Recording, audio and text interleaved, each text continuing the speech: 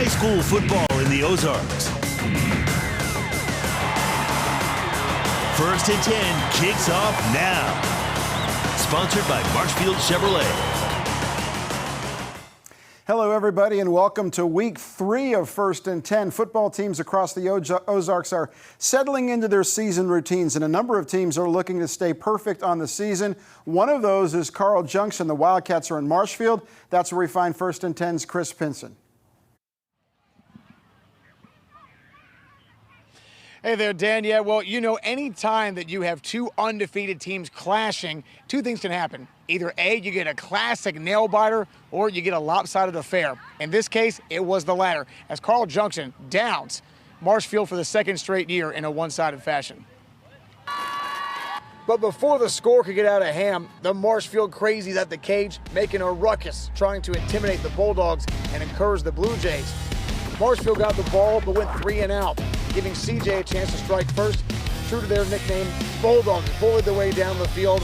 An 11-play, 6.5-minute touchdown drive ended 7-zip with 4 minutes to go in the first. Ensuing Blue Jays possession, they try to air out, move the chains.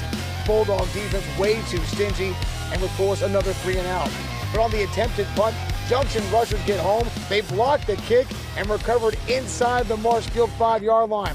That would allow Marcus Lopez-Durman to crash across the goal line, his second TD of the game, boosting Junction's lead to 14-0. At the start of the second, the Bulldogs defense coming up with its second turnover.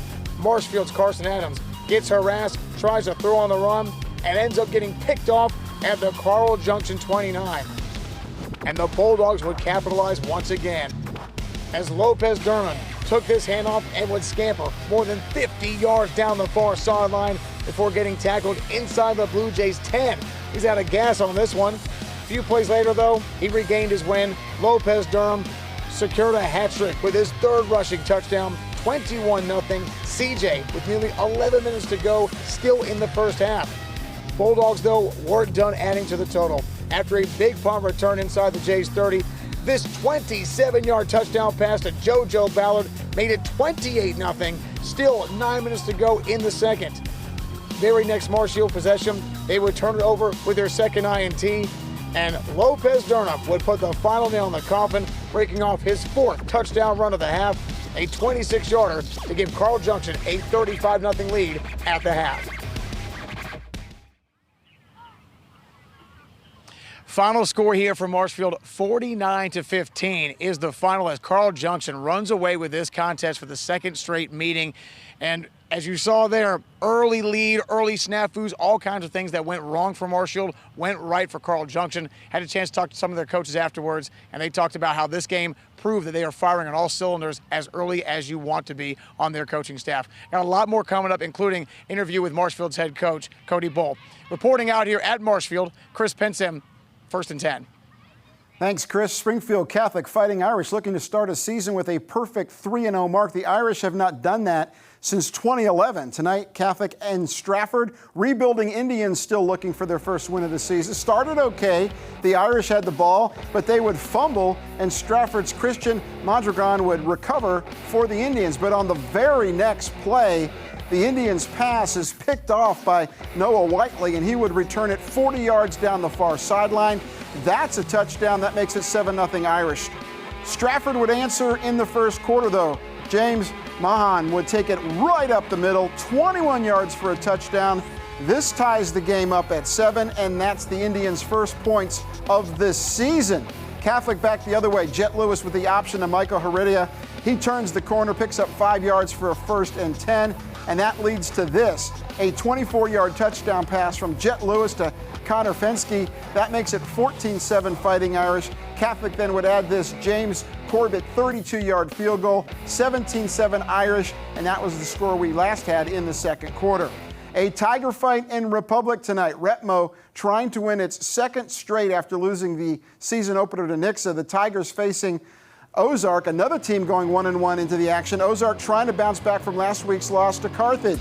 Republic would get on the board first. The quarterback is Preston McCracken. Keeps on the option, up the middle, then to the left side, 29 yards for a touchdown. It was 7-0 Republic. Later in the first quarter, 4th and 3, McCracken again keeps the ball, comes this way to the right side, turns the corner. He gets the first down and 41 yards for a touchdown. 14-0 Republic. Second quarter, Retmo with more. First and goal, this time Matthew Pelfrey, the senior, scores from 10 yards out. There he is. 21-0 Republic. Ozark would finally get on the board in the second quarter. Peyton Russell hits Merrick Putt with this 11-yard touchdown pass to make it 21-7. Republic, though, leads this one 48-26 late in the game. Fairgrove Eagles back home looking to bounce back from a Week 2 loss at Tipton. Tipton is ranked second in the state in Class 1. Fairgrove ranked 8th in this week's Class 2 poll. 1-1 Eagles hosting Buffalo Bison looking for their first win of the season. And Buffalo attacking early. First quarter, the quarterback is Isaiah Young. Keeps to the near sideline. Dives into the end zone from 3 yards out. 6-0 Bison with the missed PAT. Fairgrove on its possession, but the Eagles fumble the ball, and Buffalo's Damian Palafox recovers for the Bison, and then Buffalo would cash that in again. Keep an eye on the quarterback, number 1, Young, right up the middle, into the pack, then threads his way into the end zone from 5 yards out. It was 12-0. Bison going for 2. Young's pass to Trey Avon is good. 14-0 Buffalo. Fairgrove, though, finally gets into the end zone. End of the first quarter, Gage Bailey from a couple of yards out, 14-7. Eagles have taken a 28-14 third quarter lead at last report there. And Week 3 of the high school football season kicked off Thursday night at JFK Stadium. The Parkview Vikings hosting Rogersville. Wildcats looking to stay perfect on the season, and Parkview looking to pull an upset on homecoming. Vikings would fumble on their first drive, and Rogersville would take advantage. The Wildcat quarterback is Sam Freeze over the middle to Gage Hale. Beats his man. He makes the catch and goes 77 yards for a touchdown. 7-0 Log Rock. Parkview trying to get the offense going, but this pass is picked off by Hale at the goal line. And then he turns around and he returns it 30 yards. Rogersville would take advantage of that turnover. Again, it's Freeze, and again, he would go over the middle, this time to Cash Clark.